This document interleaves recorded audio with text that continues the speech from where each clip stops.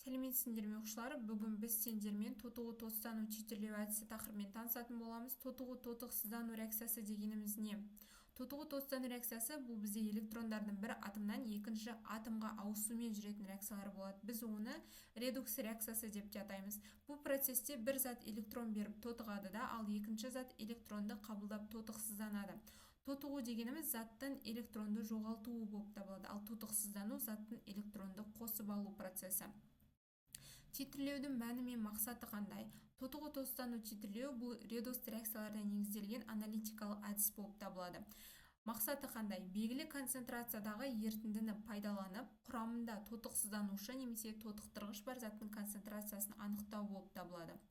Қолдану салаларына тоқталатын болсақ, аналитикалық химия заттардың құрамын дәл анықтау үшін қажет. Фармацевтика, жаңағы дәрілік заттардың сапасын бақылау үшін қажет. Және экология саласында судың, топырақтың, ауаның ластануын зерттеу үшін қажет болады. Ал тағам өнеркәсібінде өнім сапасын тексеру үшін, ал металлургияда металдардың тотығу дәрежесін анықтау үшін қолданылады. Негізгі терминдеріне тоқталатын болсақ, титрант деп отырғанымыз не? Бұл концентрациясы белгілі реакцияға түсетін ерітінді болып табылады. Ал титрленетін зат бұл бізде құрамында анықталатын компоненті бар ерітінді болып табылады. Ал эквиваленттік нүкте дегеніміз бұл бізде титрлеу процесінде реагенттер эквивалентті мөлшерде реакцияласқан нүкте. Бұл жерде индикатор түсінің өзгеруімен байқалады. Ал индикатор эквиваленттік нүктені анықтау үшін қолданылатын зат болып табылады. Мысалға, ферроин, крахмал деген сияқты. Қазір сендер біз көбінесе химияда қолданып жүрген терминдердің анықтамасымен таныстыңдар. Келесі, индикаторды таңдау, тотығу тотықсыздану индикаторлардың түрлері, ішкі, сыртқы және олардың мысалдарына тоқталатын боламыз. Тотығу тотықсыздану реакцияларында индикаторды таңдау ол реакцияның жүруін визуалды түрде бақылауға мүмкіндік береді.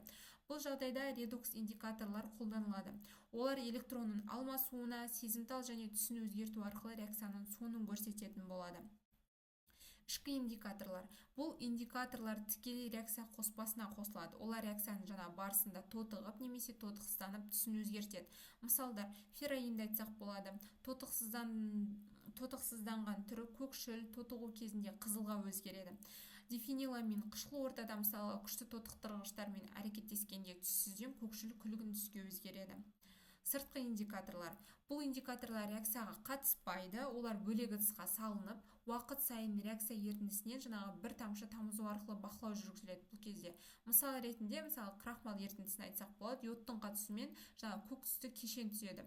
Ал йодты анықтауда жиі қолданылады бұл негізі. Темір иондарын анықтаушы, мысалы райдонит ионын жаңағы қызыл түсті кешен береді бұл жерде. Сөйтіп анықтай аламыз. Эквиваленттік нүктедегі электродтық потенциалды анықтау. Эквиваленттік нүкте дегеніміз жаңа айтып өттік, титрлеу барысында титрант пен титрленетін заттың мөлшері эквивалент болған сәт болып табылады. Бұл нүктеде реакция толық аяқталады. Яғни редуктант толығымен оксидантпен әрекеттесіп бітеді бұл кезеңде. Немесе эквиваленттік нүкте деп реакцияның аяқталған соңғы нүктесі деп те атаймыз бұны біз. Нернс теңдеуі. Нернс теңдеуі электрохимиядағы маңызды теңдеулердің бірі болып табылады. Ол электродтық потенциалдың концентрацияға тәуелділігін сипаттайды. Бұл теңдеу бізде тотығу тотықсыздану реакцияларының бағыттарын, тепе-теңдік жағдайын және электрод потенциалын есептеуге көмектеседі. Мына жерде бізде нернс теңдеуі көрсетілген. Электродтық потенциал концентрацияға бұл кезде тәуелді болады. Мысалға бізде осыған қарап, мысалы электродтық потенциал бұл бізде вольтпен өлшенеді, ал стандартты электрондық потенциал және жаңағы берілетін электрондар саны қатысады бұл жерде. Келесі, мысалы электродтық потенциалдың айырмасы және тепе-теңдік константасы формуласы. Константа формуласы негіз тотықтырғыш пен тотықсыздандырғыштың айырмасына тең болып табылады. Ал электрондық потенциал айырмасы және тепе-теңдік константасының мұнда формуласы көрсетілген. Ол бізде жаңа реакцияда қатысатын электрондар саны және стандартты электродтық потенциалдар айырмасы және айырмасын көрсететін болады. Реакцияның бағыты мен толықтығын бағалау үшін, мысалы, егерде бізде константа бірден жоғары болса, онда реакция толық жүреді деп айтамыз. Ал константа бірден төмен болса, реакция кері бағытта жүреді, немесе өте аз мөлшерде жүреді дейміз. Ал бірге тең болған жағдайда реакция екі бағытта да жүреді, тепе-теңдік орнайды деп атаймыз. Мына жерде мысалдарын көрсетілген. Бұл жерде мысалға біз темір және де магний оксидінің жаңағы реакциясын көре аласыңдар. Бұл жерде потенциал айырмасын және электрон санын сөйтіп барып жаңа концентрацияны анықтаған болатынбыз.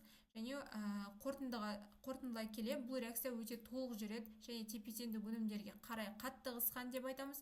Мұндай реакциялар аналитикалық химияда кеңінен қолданылады, себебі олар дәл әрі сенімді нәтижелер береді. Балалар, бүгінгі тақырып аяқталды. Сендерге түсінікті болды деп ойлаймын тақырып. Келесі кездескенше.